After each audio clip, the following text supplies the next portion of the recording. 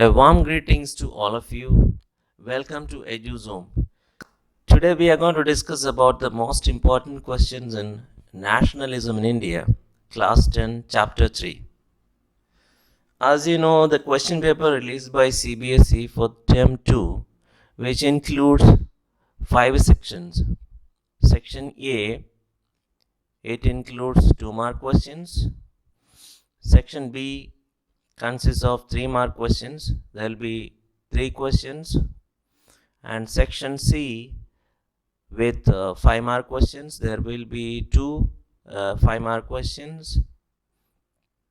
And section D, it will be case-based questions, and there will be a passage given to you, and then you have to answer the questions based on the passage. And then finally, section E, it's map skill-based questions. So these are the 5 sections in the question paper as released by CBSE. When we come to the chapter Nationalism in India, let us focus on the most important areas and important questions today. So first and foremost, in the introductory part of the chapter, you can see it's clearly given an important question, that is the difference between nationalism in Europe and nationalism in India. As you can see in the first paragraph, nationalism in Europe came to be associated with the formation of nation states. And in the second paragraph, you can see in India, the growth of modern nationalism is intimately connected to the anti-colonial movement. That is the main difference between nationalism in Europe and nationalism in India. So that is a main part, that is a main question which is expected from the introductory part of this chapter.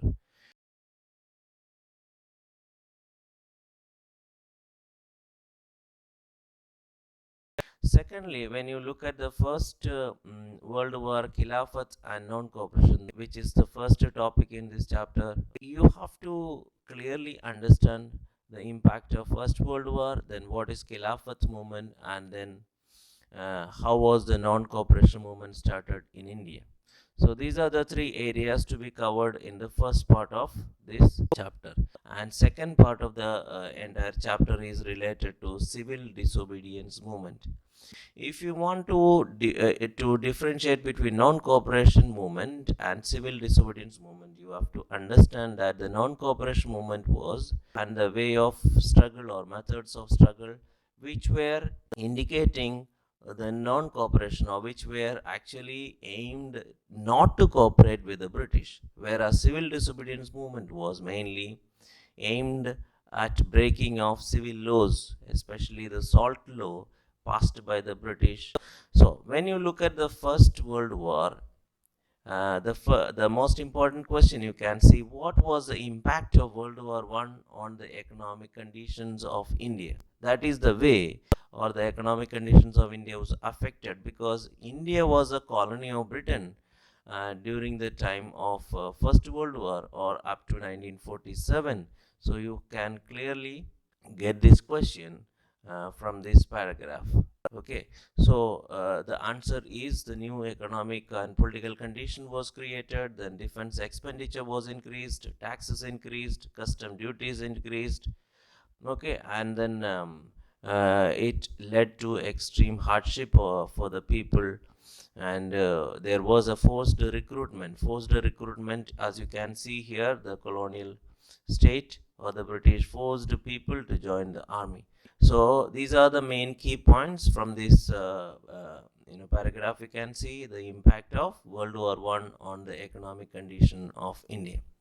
Then moving on to the next part, you can see the idea of Satyagraha. First of all, you have to expect a question, what was the idea of Satyagraha emphasized by Gandhiji?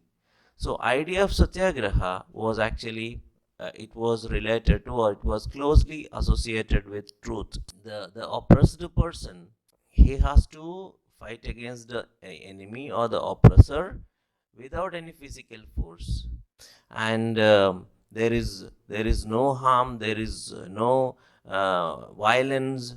Okay, it is a very peaceful, noble way of struggle, which was actually initiated by Gandhiji. So the oppressor finally will realize to help and to provide or to deliver justice to the person who is the victim. Next is Satyagraha movements or Gandhiji's initial struggles. So that is next possible question. So in that area, which is a very important question, a map question, map skill based question, as I told you in section E of the question paper. So you have to expect different places or various places where the national movement was related, or the very important incidents happened, and then important congress sessions. So these are the two areas to be studied related to map skill based question. So Champaran, which is in Bihar, that you have to note down. Then in 1917 he organized Satyagraha in Kheda district of Gujarat, and 1918, as you can see, Gandhiji went to Ahmedabad to organize Satyagraha movement among cotton mill workers. So these are the three initial satyagrahas organized by Gandhiji in India. So this can be a question. Next is the Rowlatt Act. As you can see, Rowlatt Act was passed by the Imperial Legislative Council in 1919. So here, Rowlatt Act led to Rowlatt Satyagraha. So these are the two areas to be expected in this part of the chapter. Rowlatt Act was a provision given to the British to suppress the national movement. Rowlatt Act was passed by the British so that they got a provision that to imprison the political leaders in India without any judicial trial for 2 years. This was the provision of Rowlatt Act. So the question expected here is, what is Rowlatt Act? Followed by, you can see the points related to Rowlatt Satyagraha. So another question is Rowlatt Satyagraha, where you can see how Gandhiji and other leaders, how did they organize Rowlatt Satyagraha, how did they organize the protest movements as they have closed down the shops. Then popular upsurge was there, telegraph or railways all were disrupted. British administration was also affected because the people, they were reluctant to join the service. All these were the points that you can write related to Rowlatt Satyagraha. So please understand, Rowlatt Act led to Rowlatt Satyagraha. Next, moving on to Jallianwala Bagh incident on 13th April 1919. It's another important question. Briefly describe about the incident. So that incident, that infamous incident, a mass murder of people in Punjab, in Amritsar, or exactly it is Jallianwala Bagh, that you must know or you must expect that as a question.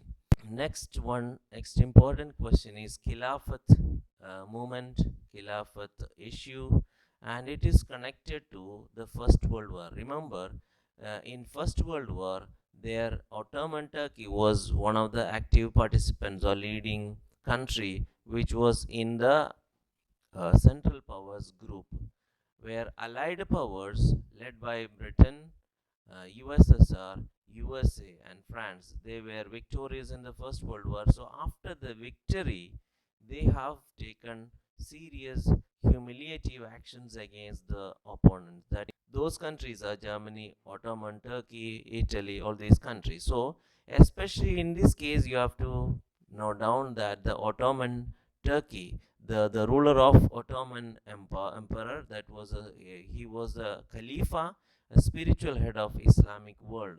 So he was humiliated. The Khilafat committee was formed in Bombay to support, moral support, or to defend Khalifa's temporal powers. The Khilafat committee was formed by Ali brothers, Muhammad Ali and Shaukat Ali in Bombay 1919.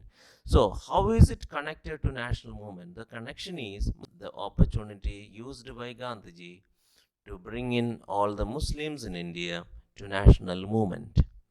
Next is the important part of this chapter. As I told you, the first part is all about non-cooperation movement and Khilafat, and of course it is about the First World War as well. So non-cooperation movement, you have to understand that it was the approach by Indians against the British not to cooperate with the British.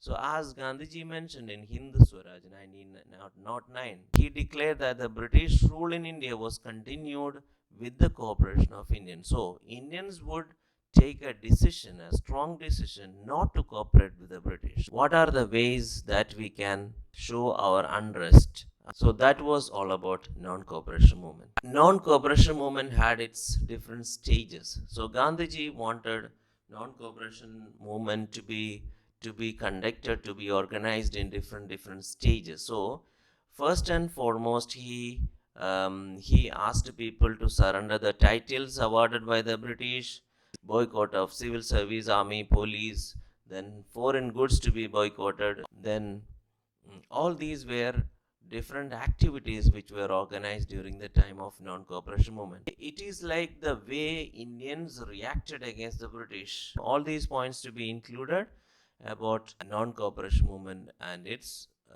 various stages, or how was the non-cooperation movement organized in India.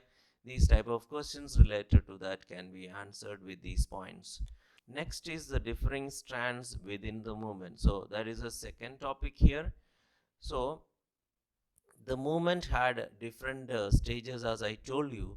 Their movement was organized in the towns. The non-cooperation movement was organized in the countryside or villages, and finally the movement in plantation. So these are the three levels, differing strands within the movement, and one is the towns, where the participation of middle class people.